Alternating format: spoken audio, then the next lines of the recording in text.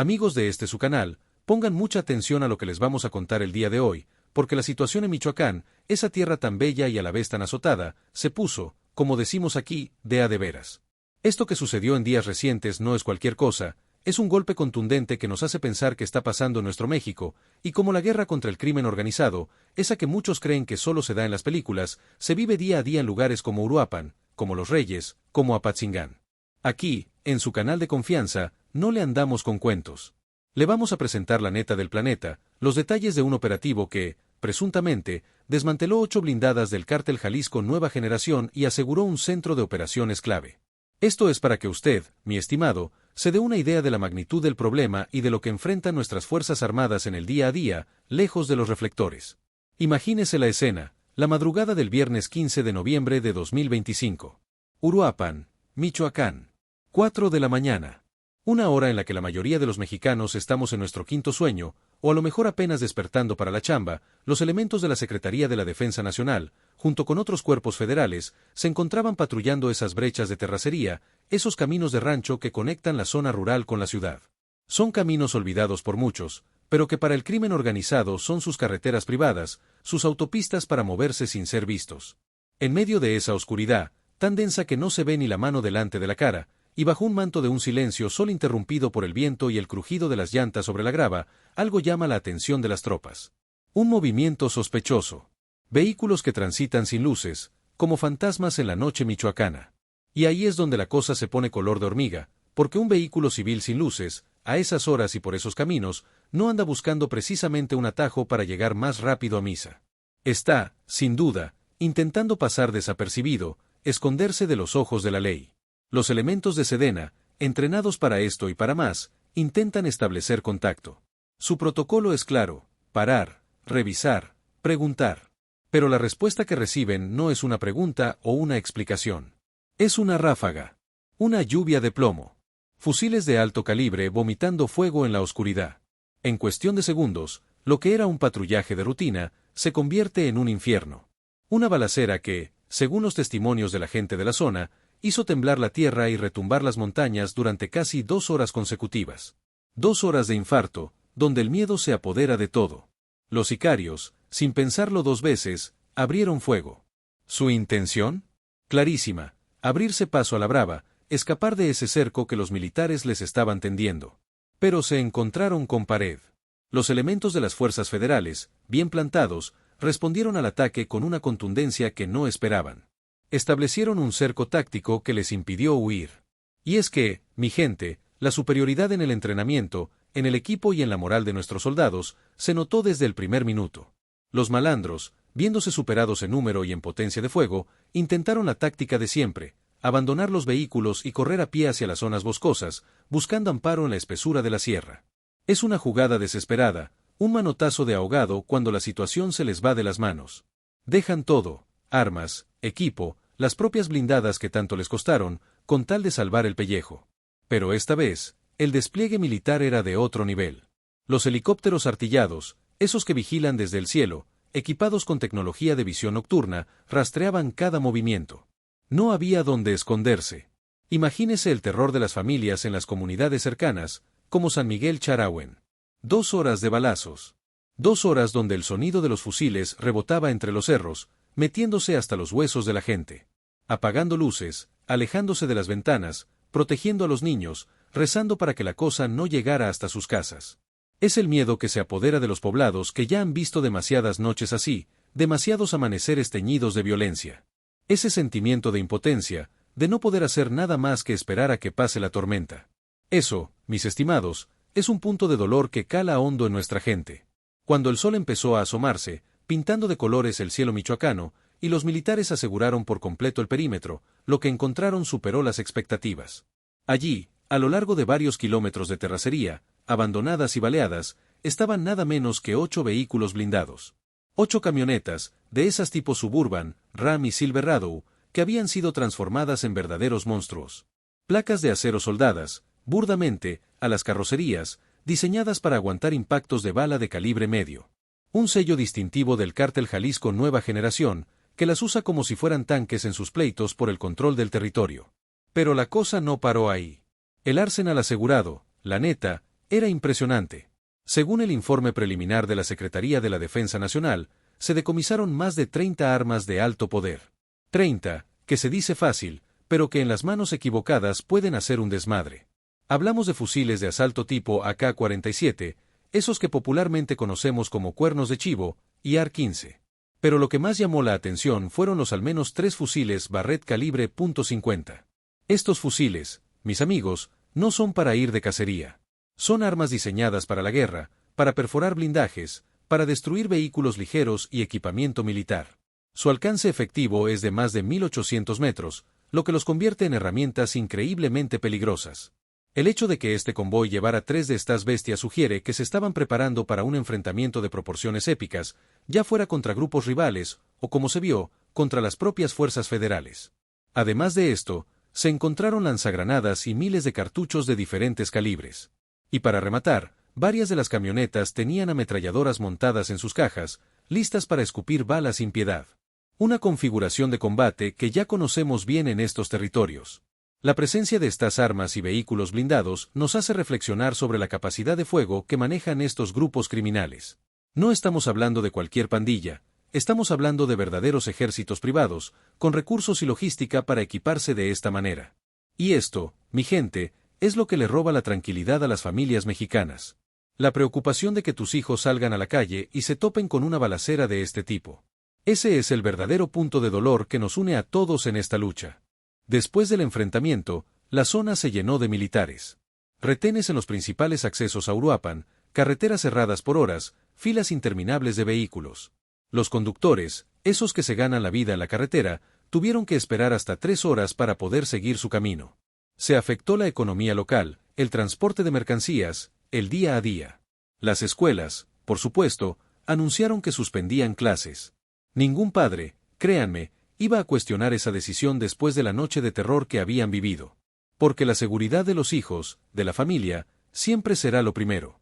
Y es que, mi gente, estas brechas de terracería, estos caminos de montaña, han sido siempre los puntos ciegos.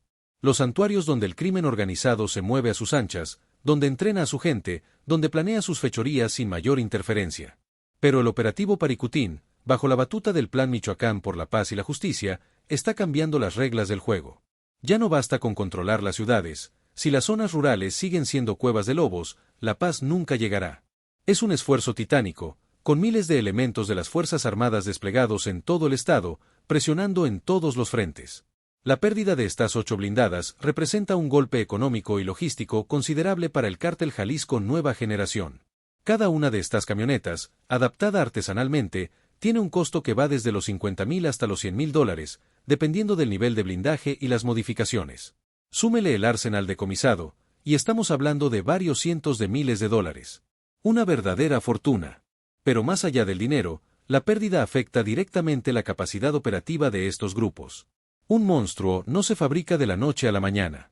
Requiere tiempo, contactos para conseguir las placas de acero, talleres clandestinos y toda una logística que, al ser desmantelada, deja a los criminales sin sus herramientas de guerra.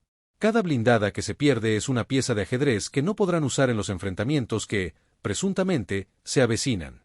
Aunque los sicarios lograron escapar a pie, aprovechando la oscuridad y su conocimiento del terreno, las autoridades activaron protocolos de búsqueda. Saben que no pudieron ir muy lejos, que necesitarán refugio o vehículos para salir de la zona. Se establecieron filtros de seguridad en caminos secundarios, se rastreó la vegetación. Porque en estos casos, la cacería no termina hasta que se aseguran los objetivos. Este operativo en Uruapan, aunque no se reportaron detenciones inmediatas en el lugar del enfrentamiento, tiene un antecedente y un complemento. Recordemos, mis estimados, que el mismo viernes 15 de noviembre, pero en el municipio de Los Reyes, también en Michoacán, se ejecutó otro operativo de máxima relevancia. Una intervención que concluyó con el aseguramiento de 3 vehículos blindados adicionales, uno de ellos, también un monstruo con ametralladora. Esto nos da un panorama más completo del golpe total, de ese desmantelamiento de activos que presuntamente pertenecían al CJNG. En Los Reyes, la cosa empezó cuando elementos del Ejército Mexicano, Guardia Nacional y Guardia Civil, realizaban rondas de rutina en la colonia Praderas de Itziuaró. Identificaron movimientos sospechosos, y al intentar un contacto, un civil armado les respondió a tiros. Otra vez, la violencia gratuita, la agresión sin pensarlo. El sujeto, al verse superado, se refugió en un inmueble, lo que comúnmente conocemos como una casa de seguridad.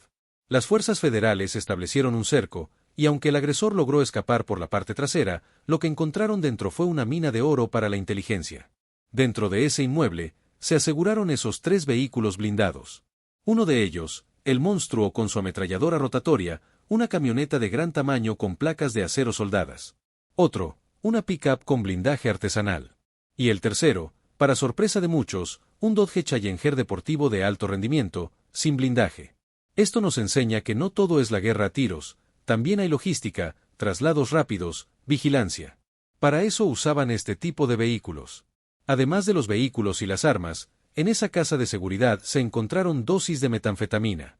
Esto nos confirma la estrecha relación entre el armamento, los vehículos blindados y el narcotráfico. La metanfetamina, mis amigos, es una de las drogas sintéticas que más ganancias genera para los cárteles mexicanos, con una demanda constante en el mercado estadounidense. Un negocio redondo, manchado de sangre y violencia. Estos operativos no son hechos aislados. Son parte de una estrategia mayor, del famoso Plan Michoacán por la Paz y la Justicia, implementado tras el asesinato del alcalde de Uruapan, Carlos Manso Rodríguez, un hecho que cimbró a la nación y puso en evidencia el nivel de penetración del crimen organizado en las instituciones. Este plan contempla el despliegue de más de 10.500 efectivos federales, distribuidos estratégicamente en todo el estado. Uruapan, Apatzingán, Los Reyes, son focos rojos, zonas prioritarias por su ubicación estratégica y por los altos índices de violencia. Michoacán, mis amigos, no es un estado cualquiera. Su importancia estratégica para el crimen organizado es enorme. Tiene salida al Océano Pacífico a través del puerto de Lázaro Cárdenas, uno de los más importantes de México. Por ahí, presuntamente, ingresan precursores químicos desde Asia, esenciales para la producción de drogas sintéticas como la metanfetamina y el fentanilo, que generan miles de millones de dólares. Además, colinda con estados como Jalisco, Guerrero y Colima, todos ellos con una fuerte presencia criminal y rutas de tráfico bien establecidas hacia Estados Unidos. Es un corredor natural para el movimiento de drogas, armas y precursores químicos. Y no podemos olvidar la próspera industria aguacatera michoacana. El oro verde de México, que genera cientos de millones de dólares en exportaciones. Esta industria se ha convertido en un objetivo prioritario de extorsión por parte de los grupos criminales. Los productores, los empacadores, los transportistas, todos ellos, presuntamente, han sufrido el cobro de piso, la extorsión, la amenaza. Eso, mis amigos, es otro punto de dolor que nos cala hondo, ver cómo el esfuerzo de nuestra gente trabajadora se ve opacado por la ambición desmedida de estos grupos. El cártel Jalisco Nueva Generación, presuntamente, tiene una presencia abrumadora en Michoacán. Se dice que operan en más de 100 de los 113 municipios del estado. Han expandido su influencia a través de líderes regionales, como Ramón Álvarez Ayala, alias el R1, con centro de operaciones en Apatzingán y Uruapan, o William Erwin Rivera Padilla, el Barbas, en Zitácuaro, y Jesús Rivera Aguirre, Don Chuy, en Morelia. Son nombres que, para la gente de por allá, no son extraños. Son los que, presuntamente, mueven los hilos de la delincuencia. Pero Michoacán es un hervidero de cárteles. No solo está el CJNG. Hay un conglomerado conocido como Cárteles Unidos, una alianza de grupos michoacanos que surgió, presuntamente, para hacerle frente al avance del Grupo del Mencho. Ahí entran el cártel de Tepalcatepec, la Nueva Familia Michoacana, los Caballeros Templarios y el Cártel de los Reyes. Es un tablero de ajedrez donde las alianzas cambian como el viento, según convenga. Una situación de nunca acabar, donde el pueblo es el que siempre lleva las de perder. Los monstruos decomisados en estos operativos son la prueba fehaciente de la evolución del armamento de estos cárteles. Son vehículos blindados artesanalmente, creados para proteger a sus operadores en los enfrentamientos. Las ametralladoras montadas en las cajas los convierten en plataformas móviles de fuego, capaces de sembrar el terror. Y cada uno de estos monstruos representa una inversión considerable, no solo económica, sino de tiempo y recursos para su fabricación. Las autoridades federales han dejado claro que estos operativos no son flor de un día. El Plan Michoacán no es una estrategia temporal, es un despliegue diseñado para mantenerse el tiempo que sea necesario para lograr la pacificación efectiva del Estado. Se mantiene una coordinación estrecha entre la Secretaría de la Defensa Nacional, la Marina, la Guardia Nacional y las corporaciones estatales y municipales. El objetivo, dicen, es recuperar los espacios públicos, que la gente pueda realizar sus actividades sin el miedo constante que ha caracterizado los últimos años. Es una promesa de paz, de tranquilidad, que la gente de Michoacán anhela con cada fibra de su ser. El aseguramiento de estas 8 blindadas, de este arsenal de guerra, de este centro de operaciones, es la prueba de que se están obteniendo resultados tangibles. Es un golpe duro a la capacidad operativa y logística del crimen organizado. Aunque los agresores logren escapar en el momento, la pérdida de estos activos los debilita, los obliga a reestructurarse, a gastar más recursos, a perder tiempo. Y en esta guerra, cada golpe cuenta. Michoacán explota, sí, pero no solo de violencia. Explota de resistencia, de la lucha incansable de la gente por recuperar su paz, de la determinación de nuestras Fuerzas Armadas por poner orden. No es un camino fácil, ni una batalla que se gane de la noche a la mañana. Pero cada operativo como este, cada monstruo desmantelado, cada arma asegurada, es un paso adelante. Un rayito de esperanza para que la gente de esa hermosa tierra, algún día, pueda vivir sin miedo. Y a usted, mi estimado, que nos acompañó hasta el final de este análisis, le agradecemos su tiempo y su atención. Manténgase informado, siga de cerca lo que sucede en nuestro país, porque entender es el primer paso para, juntos, buscar soluciones. Comparta este video, déjenos sus comentarios. ¿Qué opina de la situación en Michoacán? ¿Cree que estos operativos son suficientes? Su voz es importante. Y recuerde, aquí, en su canal, siempre le traeremos la información más relevante, sin rodeos, para que usted esté bien enterado de lo que pasa en el México que nos duele, pero también en el que luchamos. Hasta la próxima, y cuídense mucho. Pero, mis amigos, no crean que el trabajo termina cuando cesan las balas y se aseguran los vehículos. Ahí es donde, en realidad, empieza la labor de inteligencia, la que se hace con lupa y con protocolos que pocos conocen. Después de un golpe de esta magnitud, donde 11 vehículos blindados, entre Uruapan y Los Reyes, quedaron en manos de las autoridades, el foco se pone en desentrañar la red completa.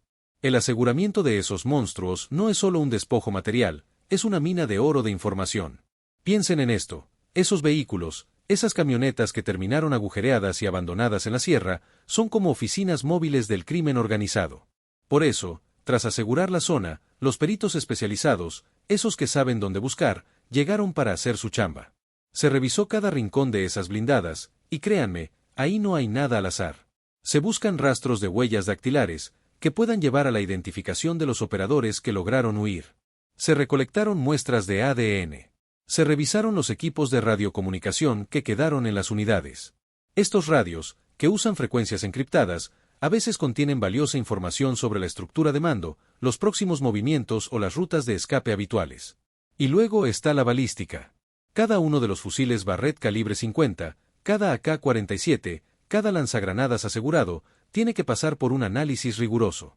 Los peritos de la Fiscalía General de la República tienen la tarea de cotejar los casquillos percutidos con bases de datos nacionales e internacionales.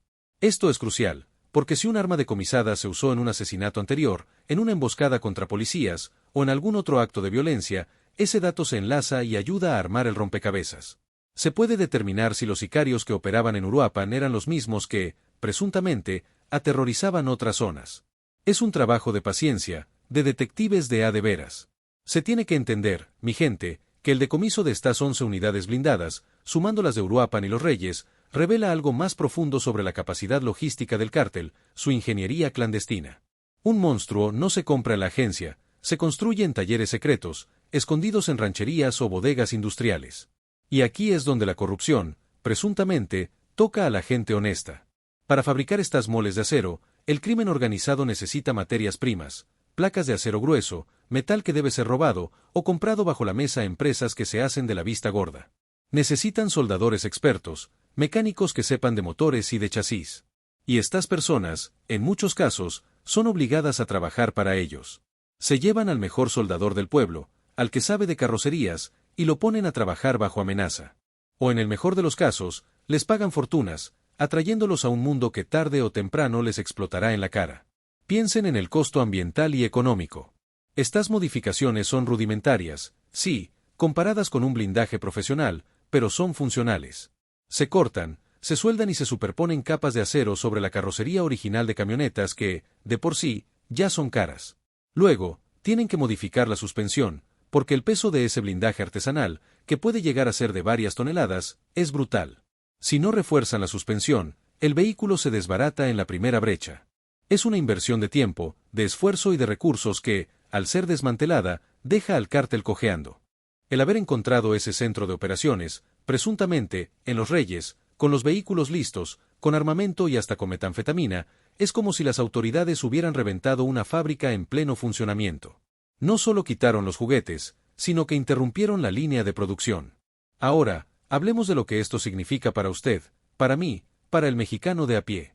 Sobre todo para aquellos que, como muchos de nuestros hermanos, están lejos, en Estados Unidos, pero tienen el corazón y la familia en Michoacán.